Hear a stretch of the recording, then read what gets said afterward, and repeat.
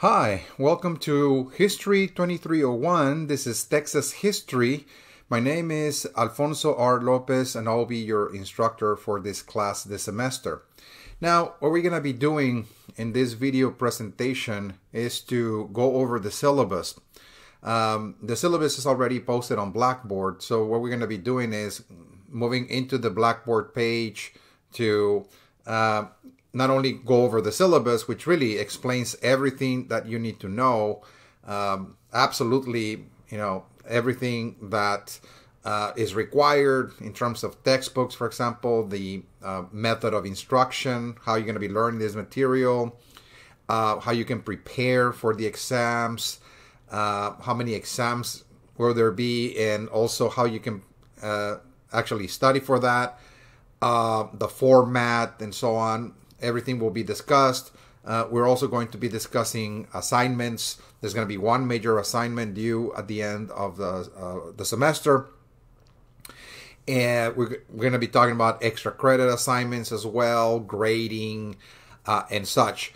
So consider this video presentation as the first day of class. This is, for example, if you will be taking a face-to-face course in campus, this is, the time when you meet the instructor, the first day, and the instructor pretty much explains everything you need to know about the class in terms of, once again, the requirements and also the content. We're going to also explain what themes and topics we're going to be covering across the semester as well. So I highly recommend that you watch this video presentation as thoroughly as possible. If you can take notes, that will help.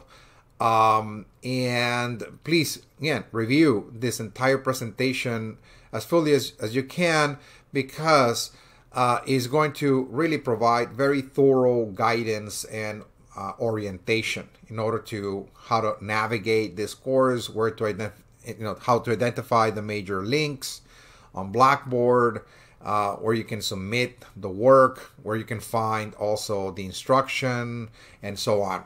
Okay. All right. So let us get started then. And as I said, we're going to look at the Blackboard page.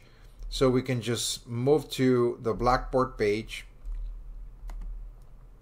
As you can see, so this is History 2301, section 001. We click on that.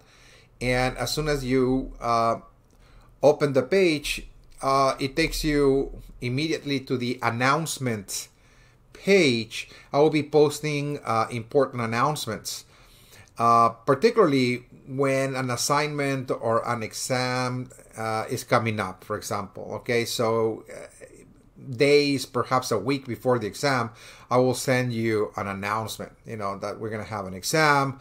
And also, I'm going to send you reminders, for instance, when the assignment, for example, the course assignment is due and such. Again, so this is going to be the main platform that we're going to be using for this course.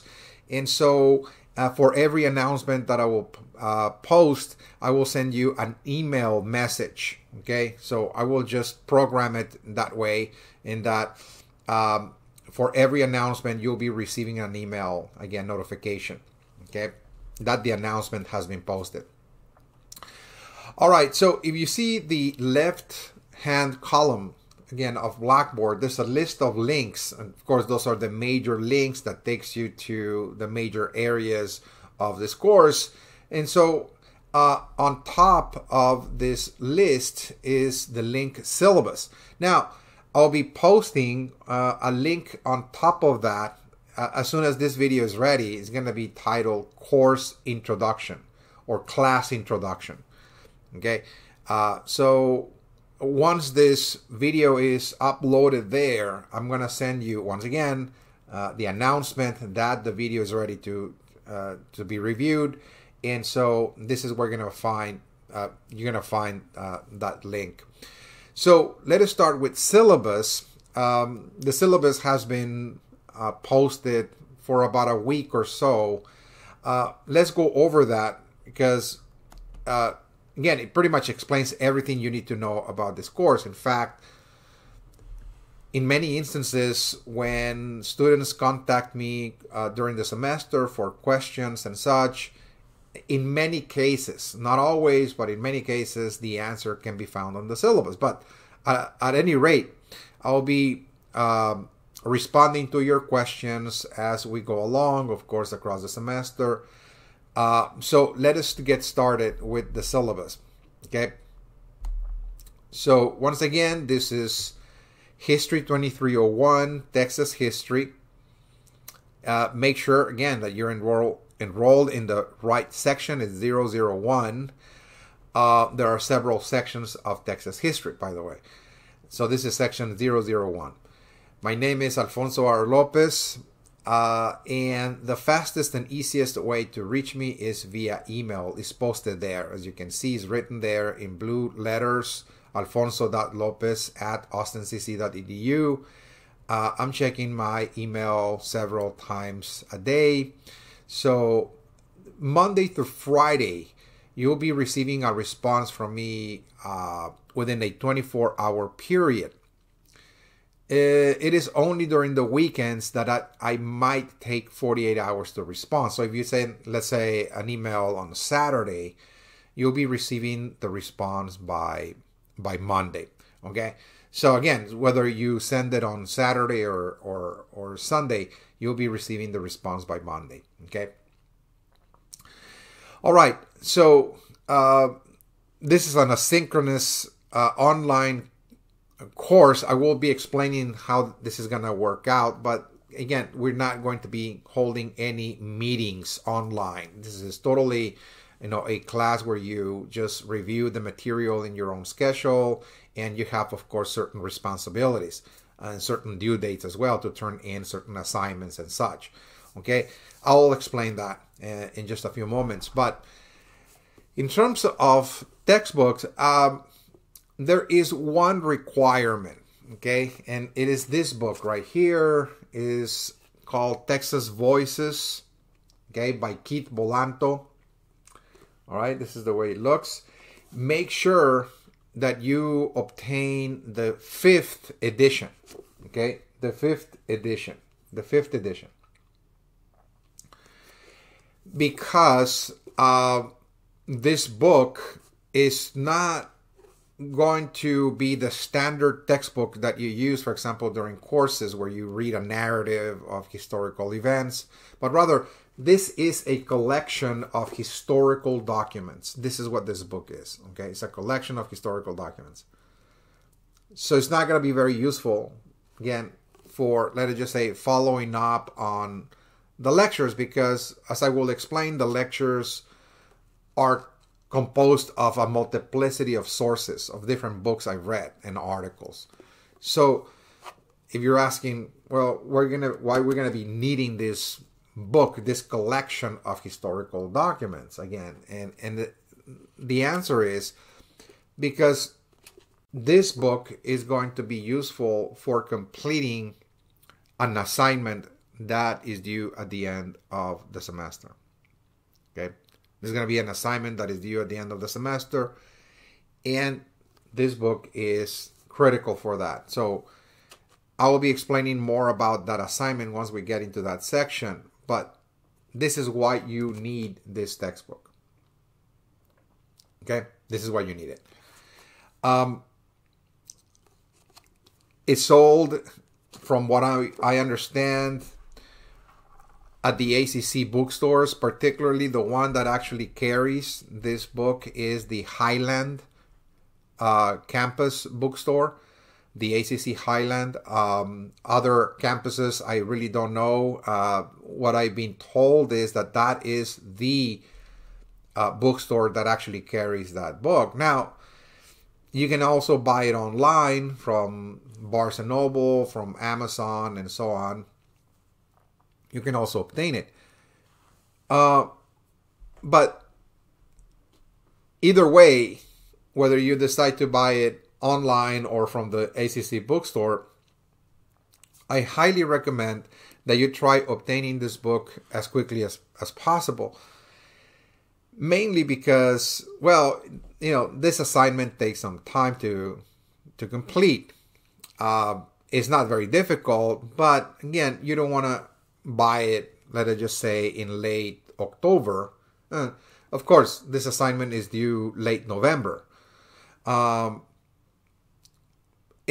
you just don't want to complete this assignment in a rush. You want to actually take the time to actually do it, carefully and as thoroughly as possible, because it comprises 25% of your final grade. Just this assignment alone.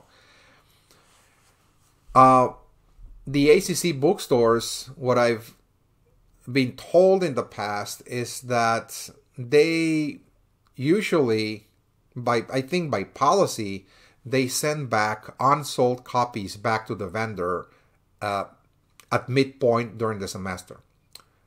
What that means is that, let us just say, by late September or so, the bookstore starts sending back all those unsold copies back to the vendor, because they assume that students who didn't buy it by that point, are not going to come to the store and buy it.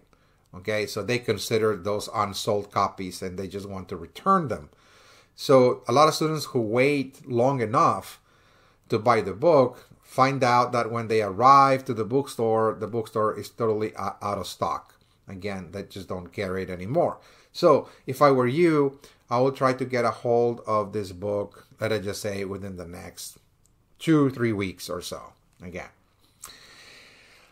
All right, so I'll talk more about that assignment in just a few moments. All right, so as I explained, this is an online asynchronous course, okay, which means that this course will be delivered fully online, and there will be no designated class meetings for real-time instruction and student interaction whatsoever. So this is a very, very flexible kind of format, because it allows the student to review the material in their own time, considering, of course, that today students might have different responsibilities in terms of work, maybe 1 or 2 jobs or even more than that, again, or family matters as well, duties and responsibilities. So this is a very, very flexible format, in that although students can tailor their own schedule and review the material in their own time, of course, I highly suggest and recommend that students keep up a certain rhythm and pace. In other words, that there are certain weekly assignments, let us just say. You don't have to turn in weekly assignments, but as I will explain, this course is going to present the instruction through a series of recorded lectures. So I highly recommend that you maintain a certain discipline in that you're reviewing on a weekly basis the lectures for that week. Okay? So don't pile up lectures and say, okay, look, this week I'm not going to review anything. Maybe the following week I'm going to catch up with everything. It is just going to be too much to review. Okay? So my best recommendation is set some time aside every week to be watching the lectures and taking notes. Okay. All right. So now let us go to the course description. Okay. And here in this section, what we're going to be doing is just going over the content of this course, what we're going to be covering across the semester. And as you can see in the first page of the syllabus, there's the course description. There's a long paragraph that kind of summarizes very briefly the main periods of time and themes or topics that we're going to be covering across the semester. Now, I would like to explain that more fully by moving into the following, let us just say, page, where I provide a table of contents, as you can see here, of the main topics of the course. So what this course is going to present to you is Texas history from the really early prehistoric times, let us just say, when this region that today we call the state of Texas was inhabited by indigenous groups, what we call Native Americans, for example. So we're going to start from, let us just say, the ancient world, looking at prehistoric times from the Native Americans, and we're going to be moving our discussion across centuries and millennia all the way to the present day. So again, that really constitutes thousands and thousands of years of history. So the way we're going to approach this course is by, first and foremost, dividing those thousands of years of history into three main historical epochs or eras, let us just say, okay, for simplicity's sake. As you can see in bold letters, we are going to first start the first historical era with an era that I call simply the indigenous Spanish and Mexican backgrounds. Okay, so this is going to be the very first historical era of Texas history that constitutes thousands of years worth of history, and we're going to look at this region in terms of looking at the different groups, let us just say, that inhabited the region of what today we call Texas and developed their unique cultures and societies, and we're going to examine those groups independently. So for that matter, we're going to cover three topics or three themes for the first historical epoch. Again, and each theme is devoted to, once again, those different groupings, if you will, that kind of molded and shaped Texas history in a very unique way. We're going to start the first topic of the course with the indigenous peoples of the Americas and Texas. So what that means is that we're going to be paying attention to the indigenous groups that inhabited the continent of America. We're going to trace their origins, in other words. We're going to identify the major civilizations that are going to have an impact on the peoples of Texas, particularly the Mississippians, for example, of North America, the Pueblo cultures of West Texas, for example, in New Mexico, and also the Toltec civilization of Central Mexico as well. Again, as we'll see, those are going to be very critical civilizations, advanced civilizations, that are going to have a cultural influence, let us just say, on the development of Texas, because Texas is going to be populated by other groups. Some of those groups came from, let us just say, from the Mississippi area. Some of them migrated from the Pueblo cultures, again, in New Mexico, into West Texas. Others migrated from Mexico and so on. And we're going to see how the peoples that inhabited Texas are going to create distinct cultures and societies. We're going to look at different regions, different ethnicities, different ethnic groups, and so on. And we're going to be paying attention, very close attention to that. Again, first and foremost. So Texas history begins, again, with the Native American world, with the Native Americans. At some point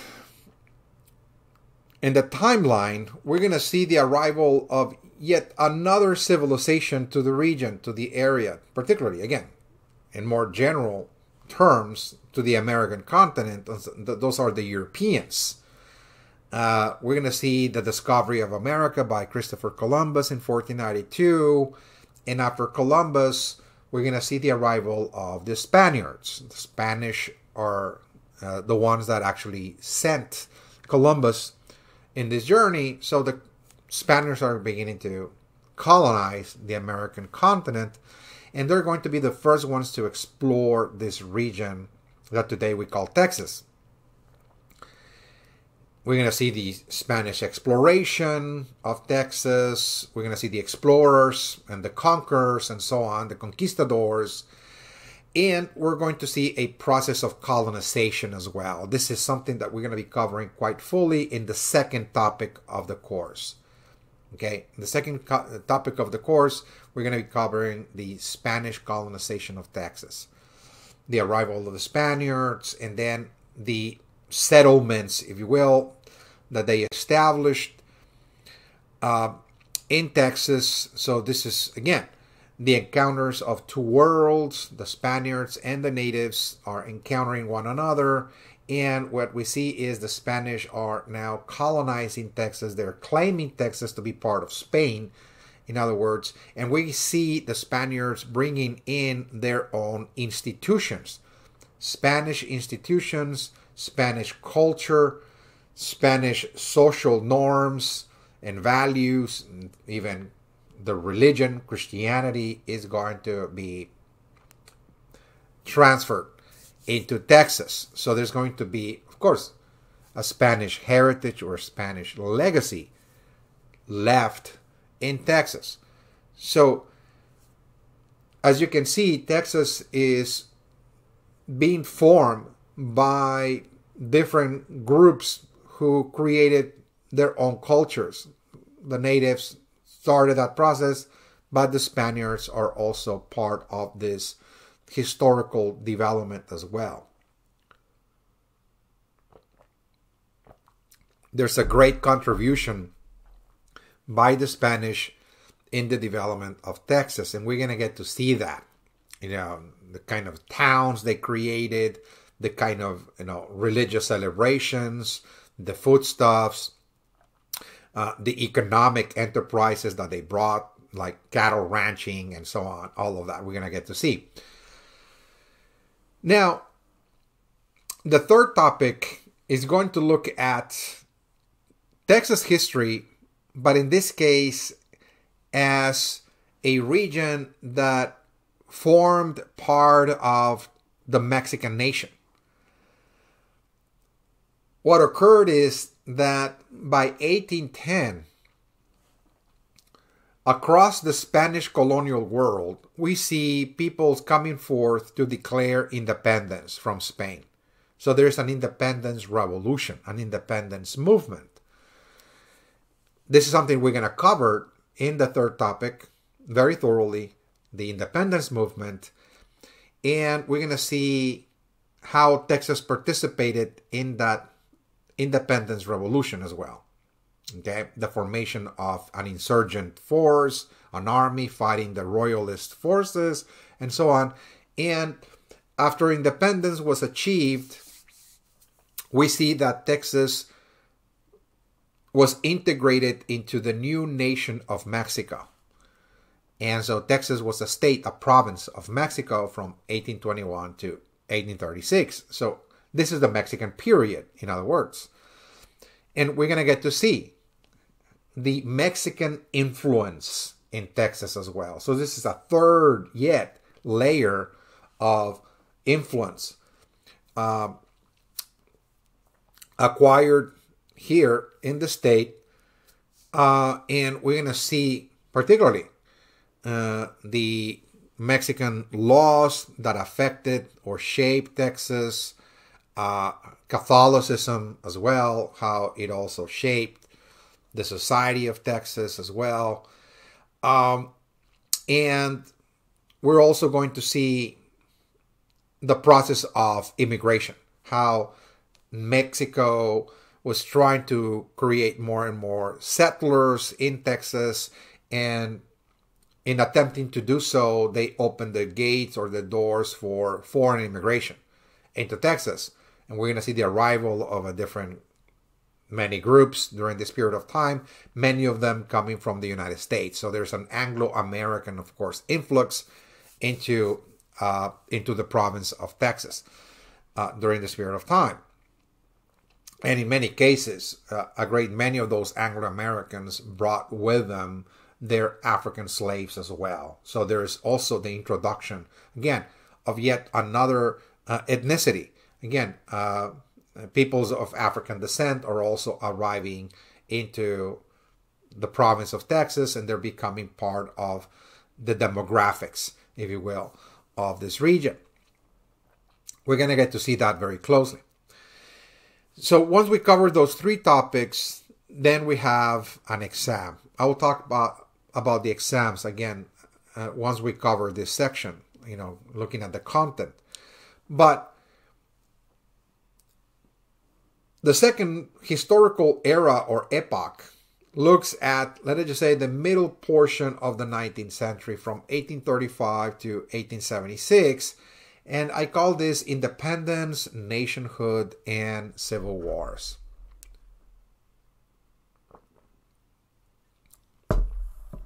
It also consists of three topics. The first topic is going to look at the Texas Revolution in 1936. Texas decided to declare independence from Mexico. And we see a struggle, of course.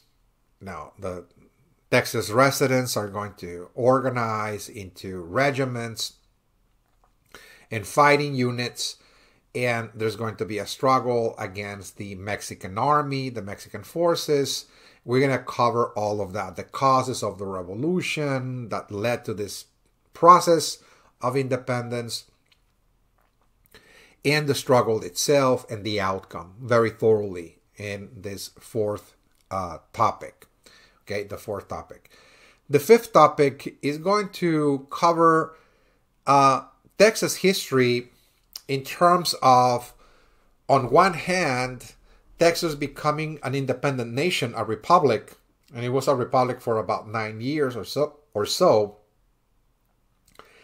We're going to look at Texas as a country with its own currency, with its own constitution and systems of laws, the presidencies that span across those years. We're going to look at their policies in terms of trying to get an economy structured and to develop, of course, the state economically and so on, the kind of problems that they were facing during this time and so on as a nation, and eventually their decision to join the American Union in 1844, 1845. So we see the annexation of Texas into the United States in that time, and now Texas becomes now an American state. And we're also going to look at statehood as well. So from nationhood to statehood, again, in this fifth topic. And it is also going to look at this transition, how Texas transitioned from being an independent republic to being a state, how it integrated its economy into the United States. We're going to look at also at immigration. There's going to be an attempt to create more and more settlements. There's foreign immigration, particularly from Europe. We're going to see the arrival of European immigrants into the state and so on. And also the prevalence of slavery in the state as well. Okay, the growth of cotton and sugar plantations and the growing dependence on the system of labor in the fifth topic. The sixth topic is going to look at Texas during the time of the Civil War and Reconstruction. Because in 1860, the United States goes through a very critical period of time. It's called the Civil War, in which there's going to be a rupture.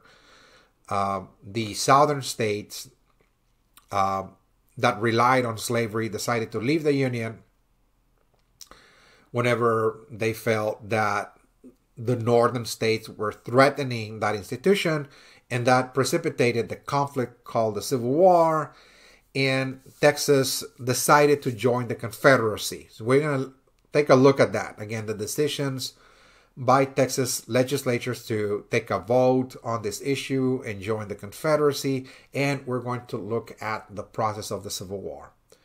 Okay, how Texas participated in this conflict, what kind of successes and failures it experienced, and ultimately what led to the surrender of the Texas Confederate Forces as well at the very end of the day.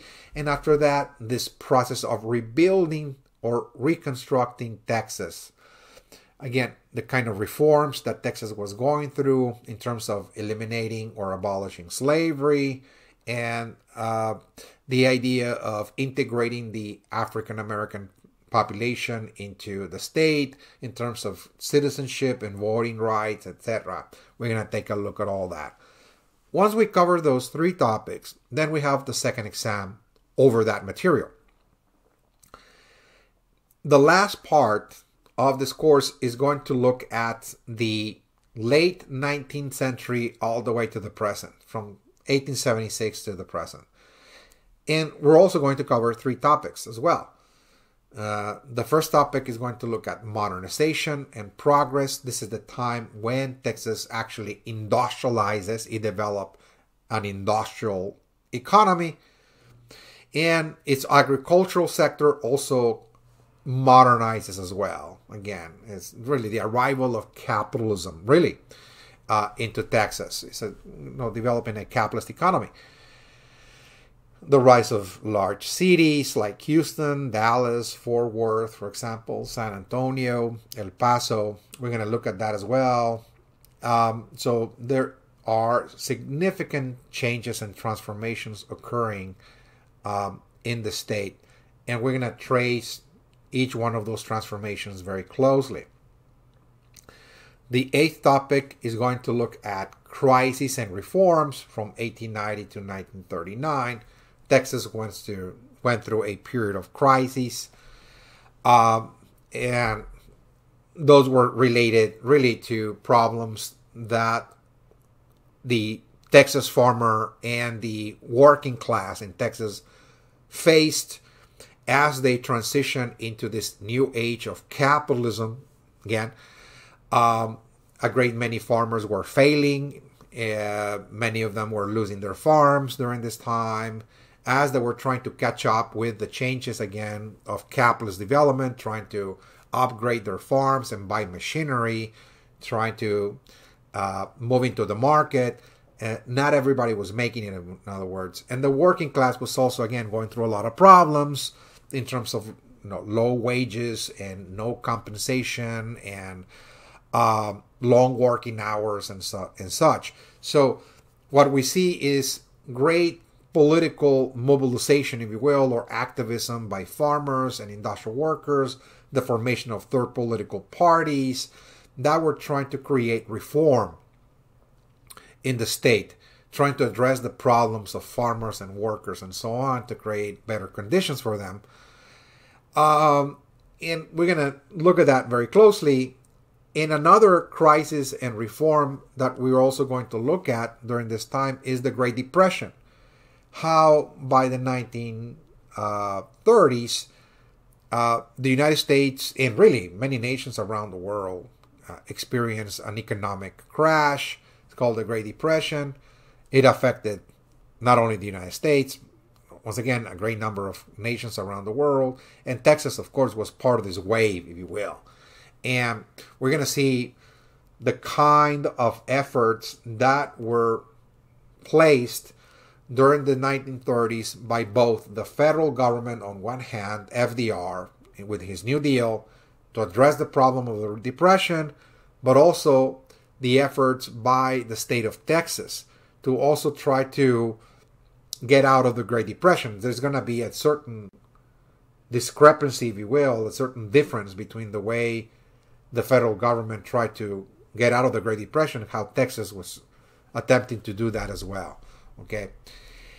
Last but not least, the last theme or topic that we're going to cover is Texas in the age of globalization.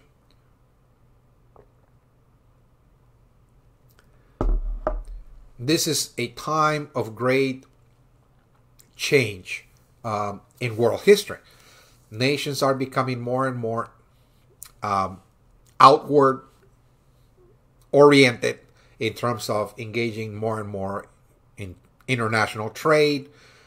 There is mass movements of peoples across the world, what we call migration and immigration taking place. And Texas is going to be part of this. The Texas economy is not going to be simply part of the national economy of the United States, but it's also becoming part of the international economy. It's becoming, again, a major exporter, for example, of oil to the world. It's producing not only for the United States, but also for the world at large. And we see Texas also exporting cotton, exporting crops and cattle and such. So again, the economy is becoming, again, integrated into the global economy. And of course, we see the influx also of immigration into Texas from peoples coming from different parts of the world as well, not only from Latin America, but also from Asia, for instance. We see Europeans and such arriving into the state, India, and so on. And we're going to take a look at that as well quite thoroughly. Those are the major themes that we're going to be covering. As you can see, this class is going to place a very strong emphasis on ethnic diversity, meaning that, well, when you look at the state of Texas across thousands and thousands of years, this is a region that has been inhabited by a multiplicity of different ethnic groups, each with their own culture, language, traditions, heritage, and so on. And all of those traditions have shaped this region in one way or another, and even blended with one another, their traditions. So it is really, Texas, a melting pot. As you can see, just by understanding that Texas has been inhabited by native groups, Spaniards and people from Mexico, Anglo-Americans, African-Americans, European immigrants, and eventually, of course, people around the world.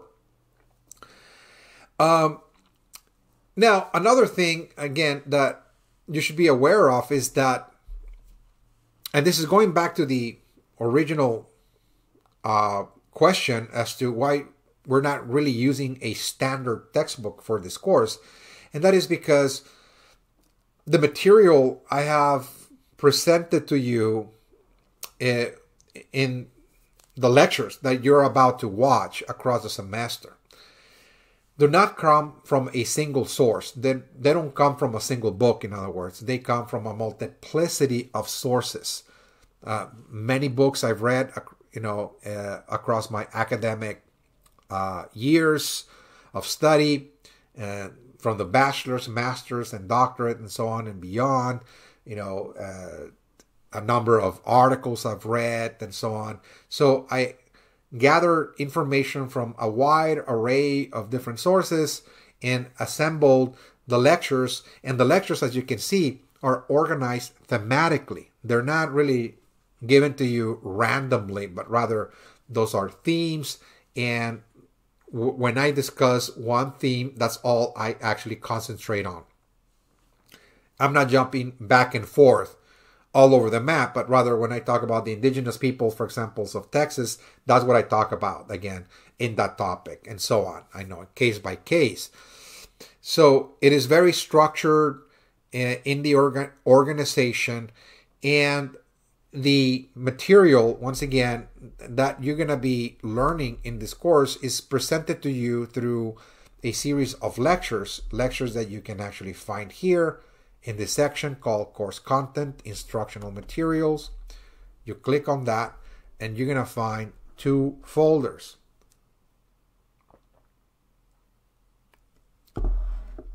The upper folder, the recorded video lectures, you click on that and it contains 9 folders. Those are the 9 topics. You click on, let us just say, the first folder. This is the first folder you're going to have to start with. Again, outright, as soon as you start looking at the lectures, This is where you go first. Okay, first folder, you click on it, and you're going to find 3 video lectures that are identical to this one in terms of, well, you're able to see the instructor, you're going to be looking at an outline as well. There's a train of thought and so on with, keywords that you need to pay attention to and so on. And as you're watching the lecture, it's just like attending an in-class lecture. I mean, you're supposed to pay attention to the lecture, but at the same time be writing notes.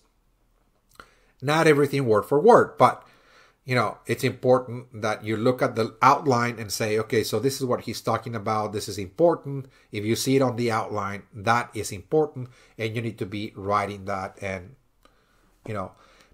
writing as much as you can about that. They span for about an hour and 20 minutes each lecture.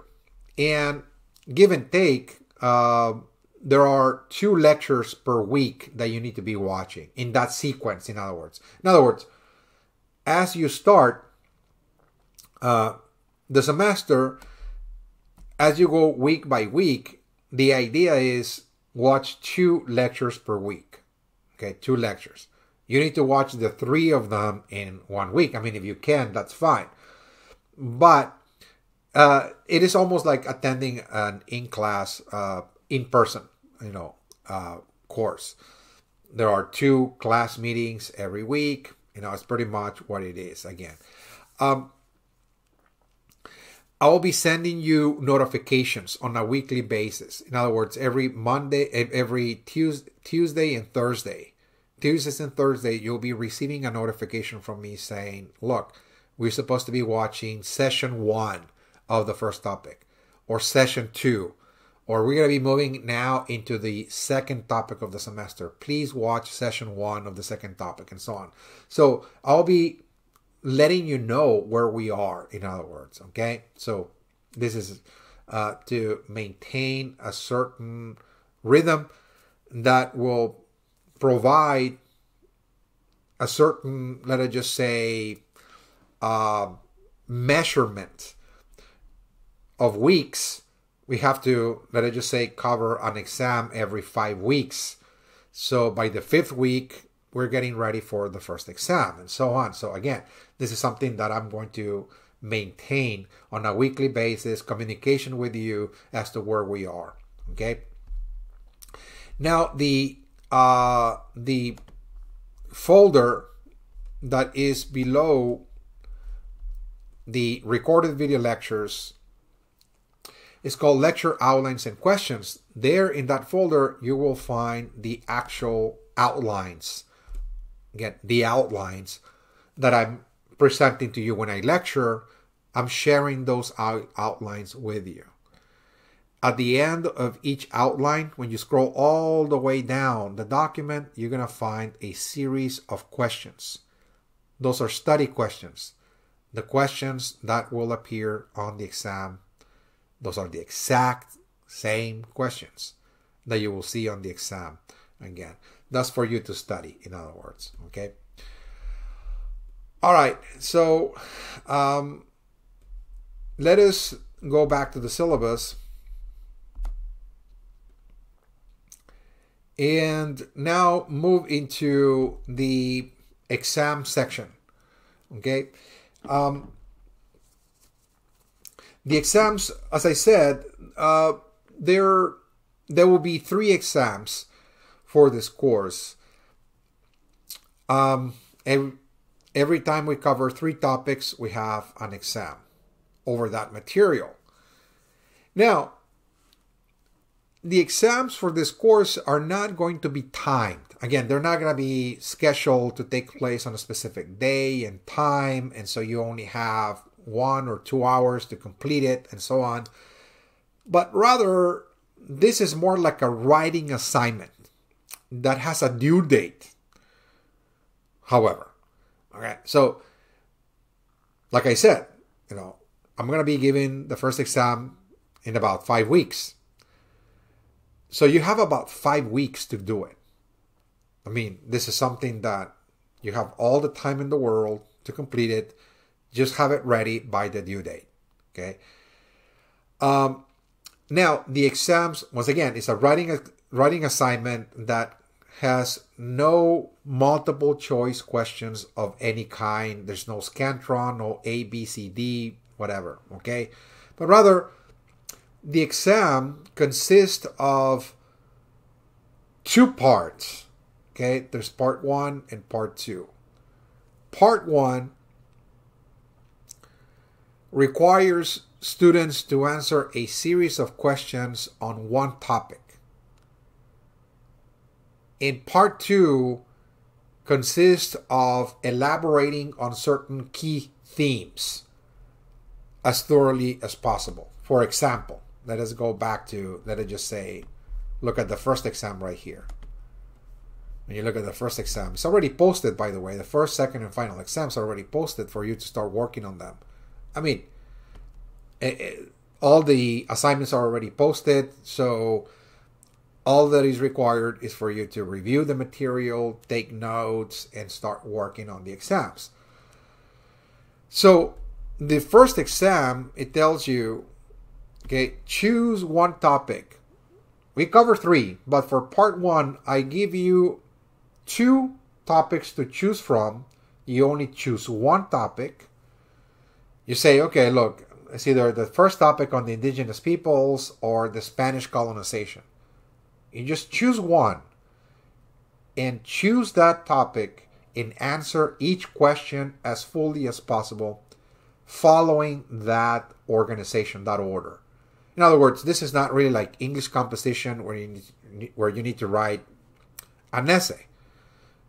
You need to write any essay whatsoever. All you need is look at the question, write it down on the exam, and then answer it as fully as possible. And when I mean as fully as possible is pretend that you're writing to an audience that has no idea about Texas history. Nothing whatsoever. So the more that you explain, the more that you elaborate, the more that you break it down and so on, the higher your points will be. It is only when students skip information or just provide very simple or very general and vague, descriptions of historical events where they lose points. Okay? So if you're talking about, for example, talk about the indigenous peoples of America, like the second question, and describe their livelihood when they were hunters and gatherers, or they enter horticulture or agriculture. I provided a lot of details about that. How people lived during the hunting and gathering stage called the Stone Age, and then the horticultural age. I talked about their tactics of survival. I talked about religion.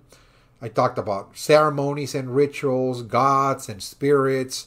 I talk about all of that. So it is very important that you really elaborate as fully as possible. Okay? And you're very descriptive, in other words. Okay? That you're very detailed. That you are really trying to explain, history as fully as possible. Bring it to life and talk to an audience, once again, that has no idea what you're actually describing. In other words, they have no idea about history. They have never read a book about history. So the more that you're trying to explain to them, the more they will understand. Okay, that is the main idea here. Okay, so just follow that organization, what is called a question and answer format, and you'll be in good shape. That's 70 points. Okay, part 1. Now, part 2, the key themes, is looking at another topic, Texas in the Mexican nation, the Mexican period, in other words, for 30 points. I present 3 key themes of that topic. So everybody has to watch topic number 3 because that comes in the key themes section, part 2 of the exam. And you choose 2 key themes, and what you're required to do here is to fully describe, explain, and thoroughly elaborate. In other words, this is a theme. This is not just a definition. This is not like a key term that you're supposed to just provide a definition, but rather this is something that you need to explain as fully as possible. For example, Texas independence from Spain. Okay, so it's very lengthy. You know, I talked about a number of issues, factors that led the residents of Texas to declare independence from Spain. Okay, how Spanish policies were affecting, cattle ranchers, how it was seizing property from them, for example, how Spanish policies were also creating problems in Mexico City, the capital of New Spain, and so on. So I want you to really provide very lengthy responses. In other words, this is not just like, oh, independence from Spain, I'm just going to write a small sentence or a small paragraph and move on. No, this is something that you really need to elaborate as fully as possible. In other words, okay? And that's for 30 points. Now, having said that, since this is really like an open note kind of exercise that you have plenty of time to work with. Again, you have about 5 weeks to work, for in the first exam. This is really due October the 3rd, so you really have plenty of time. October 3rd. I mean, it's plenty of time to complete it. Now, having said that, I'm warning you that there are, of course, certain criteria, certain requirements, certain conditions that you must abide by. And that is, one is that all the answers that you provide for part 1 and part 2 must come from the lectures. Okay, so please avoid the use of any kind of outside source, however accurate the material that you're citing or the information that you're providing.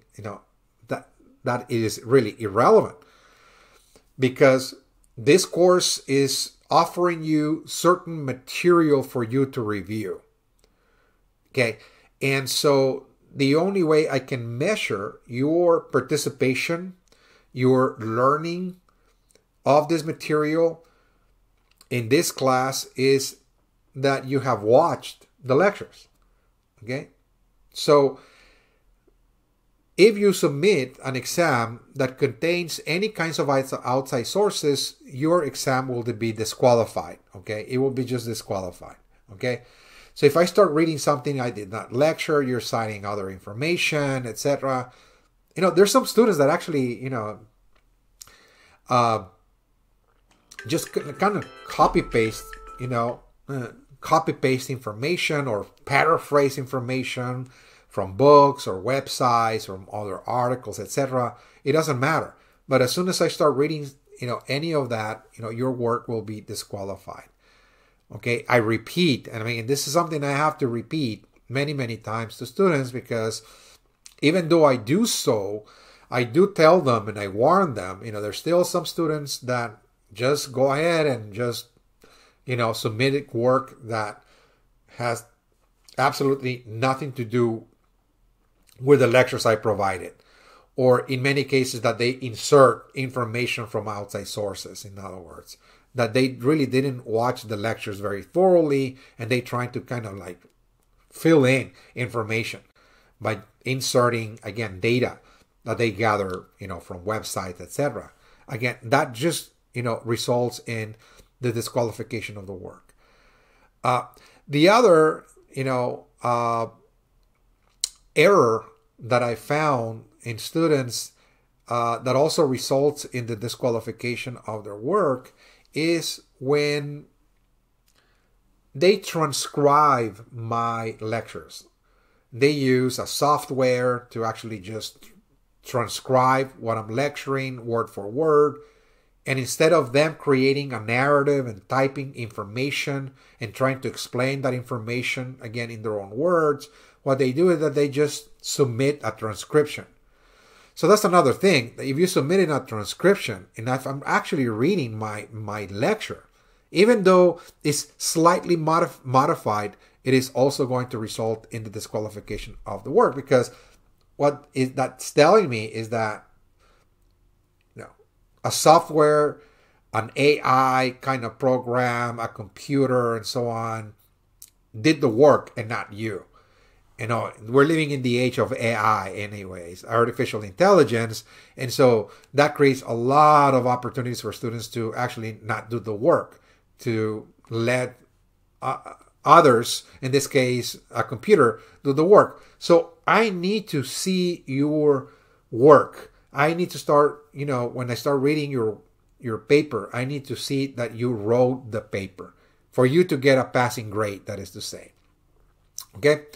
All right. So the 3 exams are going to be identical in this regard.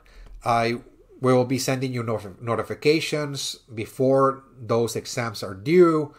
But again, they're pretty much like writing assignments. So again, your main responsibility is watch the lectures. They're 2 per week. Take notes. Use that information to answer the questions and the key themes of the exams. And again, you're going to be doing great in this course by following those instructions. You have to follow the instructions. Otherwise, again, you're not going to pass this class. Again, that's, I repeat that during this class introduction every semester, and still, again, I get some students that for some reason or another, again, they expect that maybe they can get away with it, and they just, turn in work that has nothing to do with this class. In other words, they're writing about Texas history. I mean, that's for sure, but that's not something I'm actually teaching, in other words. Okay. All right. So besides the exams, there's also opportunities for extra credit assignment. They're not mandatory. Those are optional. Only if you want to add points to your exams grades, then there are extra credit assignments that are posted on Blackboard. Where you can find those? Here. Under course content, there's a link called course assignments. And the course assignments link tells you all of the assignments again for this course. The first exam, second exam, final exam, study questions. I'm going to talk about that in just a few minutes. And the extra credit assignments. The extra credit assignments, again, are not mandatory. They're optional. And there are 3. You click on this folder, and it's going to take you to 3 folders. And each folder contains the instructions and the article that you need to complete the assignment. Again, so you read an article and you answer some questions on the article. And again, you can get up to 10 points. 10 points for each exam, if they're done properly, in other words. Okay? If they're done properly. So what this means is that your grades are not set in stone. There's plenty of opportunity for improvement in this class. Okay? You can increase a whole letter grade for each exam by doing an extra credit assignment. Now, there's also a course assignment. The study questions report. This is where this book comes in. Yeah. The Texas Voices. In this assignment, I've selected 10 documents. 10 documents from this text. By the way, I repeat, get the 5th edition of this book, because the documents that I selected from this text only come from the 5th edition. So if you buy the 4th, the 3rd, the 2nd editions, you're not going to find those same documents. Again, so a lot of students end up with the wrong book, and they're unable to complete the assignment. They tell me, well, I cannot find, documents number 7 or 9, etc., because they're not there. You need to get the 5th edition. Okay, so it's very simple. I've selected 10 documents for you to read. You read them, and then you answer a series of questions on them. Okay? So, very, very simple. Here, it tells you in great detail the chapter, where they're located, the page number, the title, and also the questions that you need to answer. Now, the format, how do you actually write this assignment? When you start the report, please start by, first and foremost, writing the title of the document on top of the page. For example, Alvar Núñez Cabeza de Vaca encounters Texas coastal Indians. You write it on top. And then follow a question and answer format. Question and answer format. Meaning, look, you write the first question, then the answer, question, and answer. You move into the second document. You write the title on top. Green DeWitt Empresario Contract, April 15, 1825. And then follow the same procedure. So ideally, the answers per document must consist of one full page. Ideally, that the answers per document, not per question, but per document, must consist of one full page. So there are 10 documents. The report at the end of the day must consist of 10 full pages, double spaced. Okay, this is due Friday, December 6th. So again, this is really due at the very, very end of the semester. Okay, at the very end. Okay, you have the entire semester to complete it. But it consists of 25% of your grade. So if I were you, I will start working on this as soon as possible. Okay, because it's 25% of your grade. You just don't want to turn in, an incomplete work or a rush type of work. No. All right. So the grading for this course is very simple. There are 4 major components: the exams and the report. Each consists of 25% of the final grade. Now, of course, if you factor in the extra credit assignments, you can get a boost again in the grades as well. So your grades are not set in stone. Furthermore, I also want to let you know that when I'm grading at the very end, I'm calculating your grades. I do this on an individual basis. I go student by student by student, and I also take into account progress and effort. In other words, I look at progress for first, second, final exams. Were you moving upward in the arc from, let's say, from a 75 to an 84 to a 92? That's progress, I take that into account. And effort is, well, did you submit, a 1 or 2 extra credit assignments? That's effort. And so let it just say that for some reason, you ended up with an 88.75. But you progressed across the semester and you submitted 1 or 2 extra credit assignments, but still, you ended up with an 88.75 grade average. Well, what I will do is that I will factor in progress and effort into the equation, and I will give you the final boost again to get the A. Only if you progressed in your grades and if you submitted extra credit assignments. If you're borderline or near the next letter grade, I can give you the final push, in other words. Okay? So consider that. Again, everything is not set in stone, but rather there's plenty of room for improvement.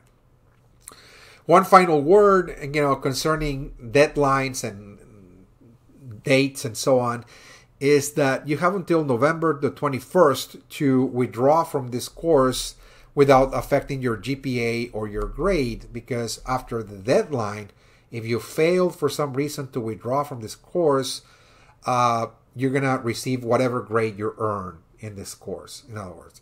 Okay, so If this is something that it is out of your reach, there's, an extraordinary circumstance that prevents you from continuing with this course, that's fine. I totally respect and understand your decision. But if you're falling behind because of, let us just say maybe duties or work or other responsibilities, but you feel that you can actually move ahead in the course if you're being given, let us just say, an extension and so on, please talk to me before you decide to withdraw from this course. Again, send me an email and explain your situation, and we can arrange, for example, an extension or so, again, for you to finish this course before you withdraw, of course. Okay. All right. So important calendar dates. We got Labor Day, September the 2nd. We got Thanksgiving holiday from November 28th to the 29th. Final exams are from the 9th to the 13th, and so on. And grades are due by the 15th. And also, the last page tells you the due dates for the first exam, October the 3rd. For the second exam, November 7th. The study questions report is due December 6th. And our final is supposed to be submitted by December the 12th. Okay, December the 12th. Okay, so this is all I have for you. I explained, pretty much everything that you need to know for this course. Last thing, again, if you're wondering where you're supposed to submit the exams and the report and the assignments, again, there's a section here called Submit Work.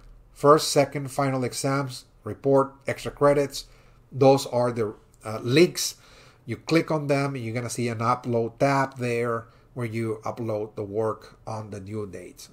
Okay, so this is all I have for you. I hope that this was very helpful in terms of you identifying the requirements, the method of instruction, weekly responsibilities, exams, and so on. If you have any questions, please let me know. My email is listed there, as you can see, and I'll be responding from Monday through Friday within a 24-hour period, during the weekends, 48 hours, okay? My name is Alfonso R. Lopez. I'll be your instructor for this class this semester, and I'll see you in the first assignment coming up, in the first announcement I said, okay? Thank you. Bye.